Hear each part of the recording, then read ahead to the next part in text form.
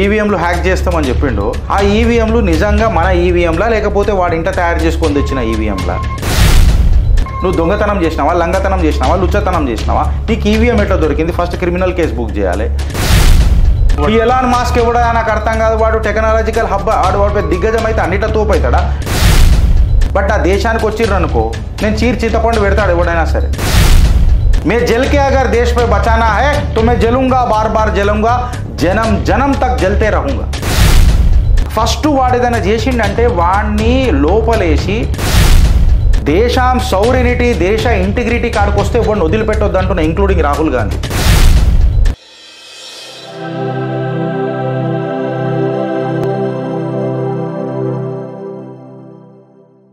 పారదర్శకత లేదా రద్దు చేయండి. ఈవీఎంలపై రాహుల్ డిమాండ్.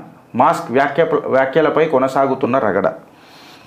మస్క్ ఇవాళ కంప్లీట్గా నేను కథనం ఏం నడుపుతానంటే బీజేపీ చూపుతున్న కాంప్లసెన్సీ. ఇప్పుడు అందరూ అంటారు, ఎరే ఏమ్రా గిరీష్ నువ్వు మళ్ళీ చింతపండు లైన్ లెక్క మాట్లాడుతున్నావు, మళ్ళీ గిట్లా మాట్లాడుతున్నావు అని అంటే, కార్యకర్తలు పార్టీలను నమ్ముకొని ఉంటారు. కార్యకర్తలు పార్టీల మనోధైర్యాలకు దాసులై బతుకుతారు. పార్టీ ఇచ్చే లైన్కి కట్టుబడి ఉంటారు, డిసిప్లిన్కి కట్టుబడి ఉంటారు. సో అసంటి కార్యకర్తల మనసులో ఏం ప్రశ్నలు అవుతున్నాయో చెప్పడమే చిత్రగుప్తు పని. ఒక కార్యకర్తగా నా ఇంట్లో గోడకు మచ్చ పడితే ఆ మచ్చ ఎందుకు పడ్డది అని అన్న గోడకు సున్నం వేసుకునే తత్వమే తపస్సు మాది. ఇప్పుడు కార్యకర్త మనోభావన నేను బీజేపీకి చెప్తున్నా. ఇగో ఈ ఫాల్తూ ముచ్చట్లు మాట్లాడే రాహుల్ గాంధీని ఉద్దేశించి కాదు ఇవాళ. అన్న 2010లో అరుంధతి రాయ్ మాట్లాడింది. అసలు కాశ్మీర్ మన ఏమంటారు ఇండియాదే కాదు, అసలు దాన్ని 2010లో మాట్లాడిన మాటకు ఊపా చట్టం కింద ఆమెను ఇప్పుడు తీసుకొని వచ్చి 2024లో కేసు బుక్ అయ్యి, ఇక అది చిలికి గాలివానలాగా మళ్ళీ ఒక 6 సంవత్సరాల ట్రయలు. దాని తర్వాత ఆమెకి ఏం జైలు పడుతుందా, ఏం పడుతుందా? ఈ చట్టం తీసుకురానికే ఇన్నిసార్లు అమెండ్మెంటు. నేను ఇలా ఏం మాట్లాడుతున్నానంటన్నా, దేశ ప్రజలకు కానీ తెలుగు రాష్ట్ర ప్రజలకు ఒకటి ఉద్దేశించి ఏం చెప్తున్నానంటే, దిన్ దహాడే ఇప్పుడు ఆ షర్జీల్ ఇమామ్ గాడు ఉన్నాడు, చికెన్ నెక్ కట్ చేసినామనంటే భారతదేశాన్ని భారత్ నుంచి విడగొట్టేయచ్చు నార్త్ ఈస్ట్ని అని మాట్లాడతాడు. అరే వీళ్ళకి ధైర్యాలు ఎడికైనా వస్తున్నాయని అంటున్నాడు. ఇప్పుడు మనోడు చూడు ఈవీఎంల పైన మాట్లాడుతున్నాడు. వెనుకటికి ఒక సుప్రీంకోర్టు ఏరియా దగ్గరనో ఎక్కడనో ఆ ఏరియాకు సంబంధించి ఈవీఎంలు నేను ఇక్కడ ఓటేస్తున్నా అక్కడ వీవీప్యాట్లో ఇంకొకటి ఓటు పడుతుందని చెప్పి ఎవరో లాయర్ అనుకుంటాం. మళ్ళీ ఏ కిసంకా లాయరో నాకు అర్థం కాదు, ఆయనకి ఏం చట్టం చదువుకున్నాడో నాకు తెలియదు, చూపుతున్నాడు. అంటే ఈ 3 సంఘటనలు తీసుకొని పుల్వామా అటాక్ అయిందిరా అందుకే మీరు 2018లో గెలిచిండ్రు కొంతమంది ఇట్లా మాట్లాడతారు. నేను ఇలా భారతీయ జనతా పార్టీకి చెప్తున్నా, ఎస్పెషల్లీ గృహ మంత్రాలయకి చెప్తున్నా, హోమ్ మినిస్ట్రీకి చెప్తున్నా, రిక్వెస్ట్ చేస్తున్నా. ఏందనంటే వీళ్ళని వదిలిపెట్టుడు మీ పాలిట శాపం అవుతుందని చెప్తున్నా. అజిత్ భారతి అని చెప్పి ఒక యూట్యూబర్ని ప్రమోద్ ఆచార్య, కాంగ్రెస్ లీడర్ ప్రమోద్ ఆచార్య మాటలనే పెడితే ఎఫ్ఐఆర్ పెట్టిర్రు వీళ్ళు. అసుంటిది దిన్ దహాడే ఒక సుప్రీంకోర్టు ఎదుటను ఆ వాట్ ఎవర్ ద జ్యూరిస్డిక్షన్ పరిధిలా ఈవీఎంలని అగోరని ఈవీఎంలు ఇట్లా హ్యాక్ చేయొచ్చు అని చూపిస్తున్నాడు అని అంటే, నేను ఫస్ట్ క్వశ్చన్ ఒకటి వేస్తున్నా. ఏందనంటే ఈ రాహుల్ గాంధీ అనేటోడికి ఈవీఎంల గురించి ఫస్ట్ ఏం తెలుసు? అసలు ఏం తెలుసు నీకు? ఎలక్ట్రానిక్స్ అండ్ కమ్యూనికేషన్ ఇంజనీరింగ్ మీద నీకు ఏమైనా అవగాహన ఉందా? అసలు నీకు మాస్టర్ అండ్ స్లేవ్ ఇంటర్ఫేస్ అంటే నీకు అర్థమవుతుందా? దాని స్కిమాటిక్ డయాగ్రామ్ అర్థం చేసుకునే కెపాసిటీ, కాంపిటెన్సీ నీకు ఉన్నదా? చిల్లర మాటలు, ఫాల్తూ దేడ్ దిమాగ్ మాటలు తప్ప నీకు ఇంకేమన్నా వస్తుందా? సెకండ్ పాయింట్ ఏందనంటే, ఎవడైతే ఆ ఈవీఎంలు ఆ రోజు సుప్రీంకోర్టు ఎదుటనో ఎక్కడనో, సుప్రీంకోర్టు ఎదుటనంటే బయట ఆ రోడ్డు దాటిన తర్వాత బయట సుప్రీంకోర్టులో కాదు, తీసుకొని వచ్చి మాట్లాడిండో, ఈవీఎంలు హ్యాక్ చేస్తామని చెప్పిండో, ఆ ఈవీఎంలు నిజంగా మన ఈవీఎంలా లేకపోతే వాడి ఇంట తయారు చేసుకొని తెచ్చిన ఈవీఎంలా?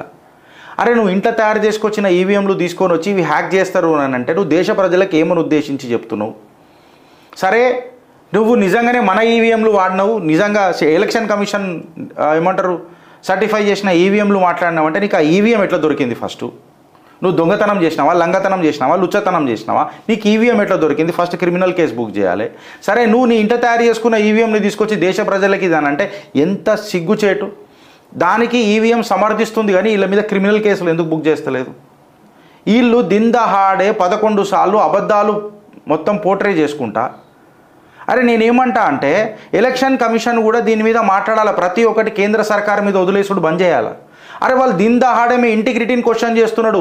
దేశంలో జరిగిన ఇంత పెద్ద ఫెస్టివల్ ఆఫ్ డెమోక్రసీని క్వశ్చన్ చేస్తున్నాడు వాడు. ప్రజలను తప్పు ఈ ఎలాన్ మాస్క్ ఎవడా నాకు అర్థం కాదు. వాడు టెక్నాలజికల్ హబ్ వాడు దిగ్గజం అయితే అన్నిట తోపు అవుతాడా? ఇప్పుడు ఈ ఎలాన్ మాస్క్ అనేటోడే ఆయన అనే అవకాశం నాకు ఉండకపోవచ్చు. బట్ నా దేశానికి వచ్చిర్రు అనుకో నేను చింతపండు పెడతాడు ఎవడైనా సరే. मैं जल के अगर देश पे बचाना है तो मैं जलूंगा, बार बार जलूंगा, जन्म जन्म तक जलते रहूंगा. ये झेलना पड़े तो झेलना पड़े. It is as simple as this. देश से बढ़कर कुछ नहीं. जो भी है ये देश से बढ़ के कुछ नहीं. देश के लिए और देश के हित में. Clear cut, simple. Agenda is simple of Chitragupta. అసలు ఇది ఇది నేను ఇప్పుడు నేనేమంటా అంటే కేంద్ర సర్కార్కి ఎస్పెషల్లీ నేను ఏం చెప్తున్నానంటే ఫస్ట్ ఇటు వచ్చి ఎవడైతే మాట్లాడుతాడో అది ఏ పోలీస్ స్టేషన్, సుప్రీంకోర్టు కూడా ఒక పోలీస్ స్టేషన్ జ్యూరిస్డిక్షన్లకే వస్తుంది, ప్రైమ్ మినిస్టర్ ఇల్లు కూడా జ్యూరిస్డిక్షన్లకే వస్తుంది, పార్లమెంట్ కూడా ఒక పోలీస్ స్టేషన్ జ్యూరిస్డిక్షన్లకే వస్తుంది. ఫస్ట్ ఆ పోలీసుల స్టేషన్లో ఎవరైతే ఎస్హెచ్ఓ ఉంటాడో ఆయన క్లియర్ కట్గా అరే నువ్వేదో మొత్తం చెప్పినో ఇదేదో చెప్పినో దానికి రుజువులు తీసుకురా, ఫస్ట్ ఆధారాలు అడుగు రిఫరెన్స్. 11 సార్లు ఇట్లా యూట్యూబ్లలో వచ్చి మాట్లాడేసరికి అవి నిజాలు అయిపోతున్నాయి. అరే ఈవీఎంలు ఎట్లాగైతే రా భయ్ చూపెట్టరు కదా, ఒకసారి చూపెట్టరు కదా. మళ్ళీ ఎట్లా ప్రశాంత్ భూషణ్ ఒక సోర్స్ కోడ్ కావాలని అంటారు ఈవీఎంలో. ఎందుకు ఇస్తారు రా భయ్ సోర్స్ కోడ్? అలా చేడ్చాడు చెప్పి నీకైనా టెక్నాలజికల్గా సోర్స్ కోడ్ ఎవడని ఇస్తారా ఫ్రెండ్స్? ఇంటి తాళాలు ఎవరికైనా ఇస్తామా మనం? మన ఇంటి తాళాలు ఎవరికైనా ఇచ్చిపోతామా? సోర్స్ కోడ్ ఎట్లా ఇస్తారండి ఈవీఎంలో? అది వీళ్ళు కేసు వేస్తారు సోర్స్ కోడ్ దాన్ని బయట పెట్టాలని. ఆ who let the dogs out, ఇక దీని మీద పెద్దగా మాట్లాడుతాడు జర్మన్ షెపర్డ్. ఒక్కోడు వచ్చి ఏం మాట్లాడతాడు కాశ్మీర్ మీద కాదు అని అంటాడు అరుంధతి రాయ్.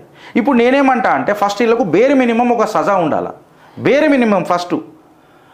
ఇప్పుడు ఆ ట్రయల్ ఉంటుంది. ఆ ట్రయల్ ఎన్ని సంవత్సరాలు నడుస్తుంది తెలియదు. అరే 6 నెలల్లో ఇది అయిపోవాలా అని ఒక టైం బౌండెడ్ అప్రోచ్ రావాలి. ఇట్లాంటి లాస్ రావాలా?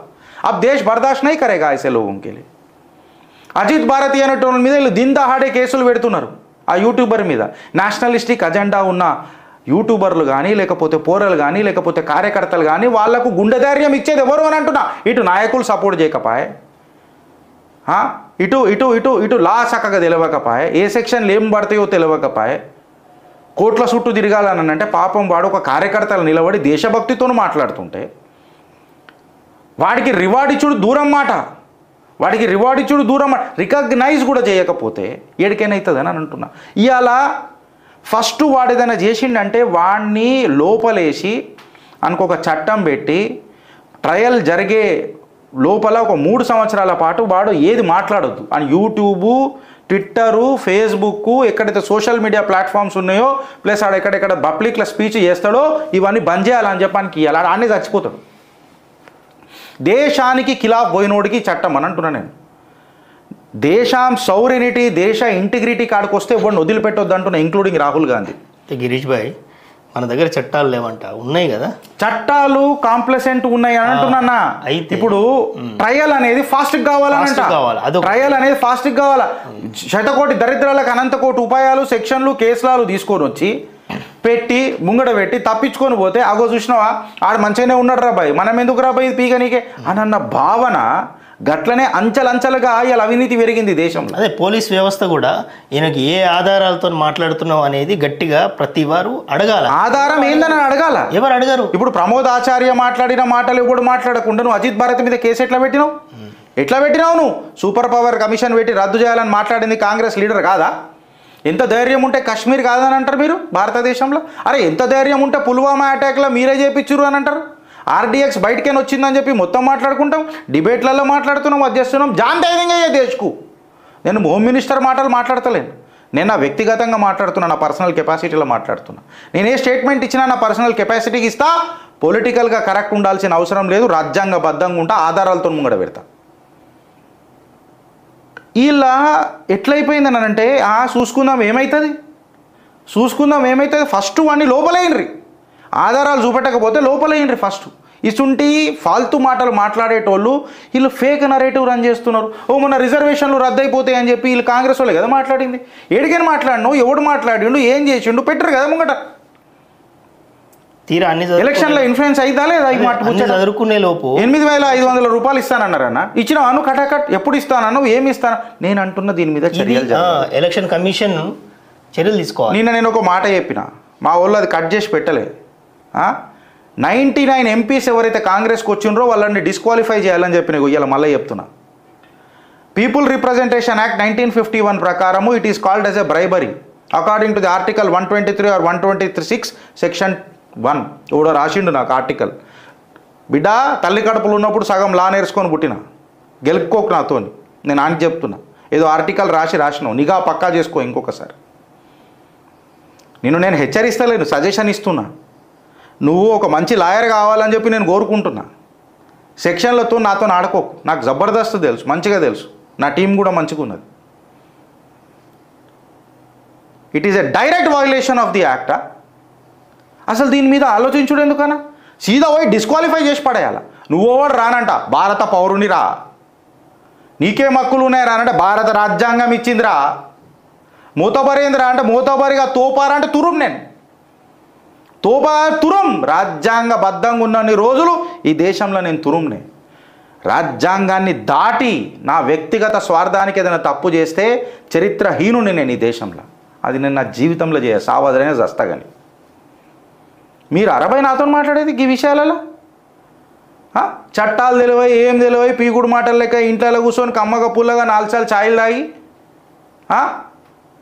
మీరు మాట్లాడేది మాతో ఏం రాక మాకు మళ్ళీ కమెంట్లు పెడతారు, ఫాల్తు కమెంట్లు. చదువుర్రి ఒకసారి పీపుల్ రిప్రజెంటేషన్ యాక్ట్ చదువుండ్రి, ఏం చెప్తుందో చూడుండ్రి. ఏదైనా లాయర్ని కన్సల్ట్ చేయర్రి, ఒక 500 రూపాయలు పెట్టి పోండ్రి ఒక దగ్గరికి. చిన్న లాయర్ అయినా చెప్తాడు రాజ్యాంగం తీసి, అప్పుడప్పుడే పాస్ అయ్యి బార్ కౌన్సిల్ పాస్ అయినోడు కూడా చెప్తాడు ఇది. పోయి చదువుండ్రి. ఓడరా నువ్వు అని అంట. మళ్ళీ నాకు బూతులు వస్తాయి, మింగుతున్నా చిరంజీవిని స్ఫూర్తి తీసుకొని. ఇప్పుడు చూడు, ఈ రాహుల్ గాంధీ మళ్ళీ షురువు చేశాడు. మళ్ళీ సిగ్గు తప్పినోడిని అడుగుతున్నా, you are such a shameless character mister Rahul Gandhi.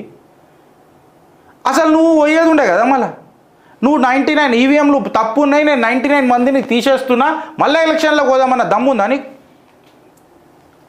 మళ్ళీ నీ షెల్లని ఇప్పుడు వైనాడికే నిలబెడుతున్నావు నువ్వు, మళ్ళీ అదే ఈవీఎంలతో గెలుస్తావు. భారతీయ జనతా పార్టీకి నేను రిక్వెస్ట్ చేస్తున్నా, మస్తు అయిపోయింది ఇక ఓపిక. ఇప్పుడు కార్యకర్తకు ఓపిక లేదు. ప్రతిసారి మేము త్యాగాలు చేసి సఫర్లు అయిదామనంటే కుదరదు. కాన్పనిగా భారతీయ జనతా పార్టీకి క్లియర్ కట్గా చెప్తున్నాం చిత్రగుప్తు నుంచి, you have to be very strong now. వాడు దిన్ దహాడే దేశం గురించి మాట్లాడుతున్నాడు. వాడు దిన్ దహాడే మేము పొద్దటి నుంచి దేశం గురించి కొట్లాడుతున్నాం. ఒక దేశ ద్రోహికి దొరుకుతున్న గౌరవం కంటే ఆడి మీద కేసులు తీసుకుంటే మాకు వినలేని గౌరవం వస్తుందనా, గర్జన ఇంకా పెరుగుతుంది. అరే మేరే దేశ్కే ప్రతి ఓ బాత్ కియా ఉస్కు ठोके पकड़ के सीना ठोक के बात कर रहे हम भी अनान. This is really something very absurd, friends. Some guys come criticize our nation, pass absurd critics, and then still we entertain them. This is what we called as irony is getting ironical. Now it is up to you. ఆలోచిస్తారా లేక అనుభవిస్తారా? అజిత్ భారతి లాంటి వాళ్ళని మనం కాపాడుకోవాలి. Social మీడియాలో we support Ajit Bharati నడవదు. Just అది comment పెట్టంగానే నడగదు. 2 గంటలు అట్లీస్ట్ వారానికో 2 గంటలు జాతీయవాదం అనే పేరు మీద మాట్లాడు షురువు చేయాలి. And I'm also requesting Bharatiya Janata party ఇక వీళ్ళని తొక్కుడు స్టార్ట్ చేయరు, గడ్డపారదించుడు స్టార్ట్ చేయరు ఈ దేశంలో. It is a motivation for a persons who are having a nationalistic agenda.